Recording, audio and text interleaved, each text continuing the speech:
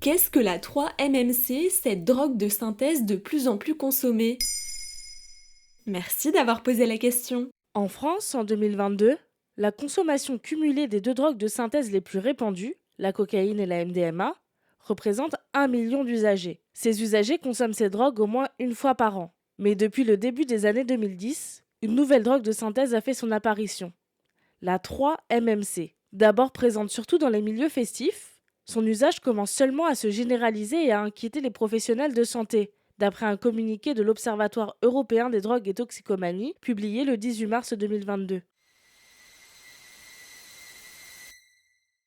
Cette drogue fait partie des NPS, les nouveaux produits de synthèse, des substances qui tentent de reproduire les effets d'autres produits illicites comme la cocaïne ou la MDMA. L'Observatoire européen des drogues et toxicomanies note que chimiquement, la 3-MMC est similaire aux amphétamines. De plus, elle est désormais vendue sous plusieurs formes autres que la poudre. On la trouve sous forme de cristaux ou comprimés. Quels sont les effets de la 3-MMC? Les consommateurs recherchent des effets stimulants mais aussi euphorisants, ainsi qu'une augmentation de la confiance en soi.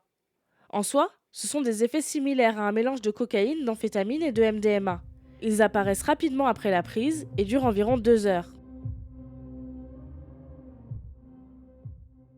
Les consommateurs recherchent parfois également une augmentation des performances sexuelles. C'est pour cela qu'on retrouvait d'abord beaucoup la 3-MMC dans des contextes de chemsex, mêlant sexualité et prise de produits de synthèse. Depuis 2019, elle se démocratise de plus en plus, grâce à notamment son prix. À moins de 10 euros le gramme, la 3-MMC est 7 à 8 fois moins chère que la cocaïne. Quels sont les risques liés à la consommation de la 3-MMC? Comme toutes les autres drogues de synthèse, le premier risque est l'addiction.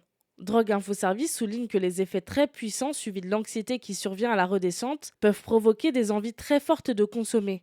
En plus du risque d'addiction, la prise peut provoquer des maux de tête, nausées et vomissements. Pire encore, la 3-MMC a entraîné la mort de 27 personnes en Europe depuis son apparition dans les années 2010. Également, rappelons que la consommation de drogue est passible d'une amende de 200 euros à régler au moment de la contravention sous peine de majoration. Voilà ce qu'est la 3-MMC. Maintenant, vous savez, un épisode écrit et réalisé par Maëlle Diallo. Ce podcast est disponible sur toutes les plateformes audio et pour l'écouter sans publicité, rendez-vous sur la chaîne Bababam Plus d'Apple Podcast.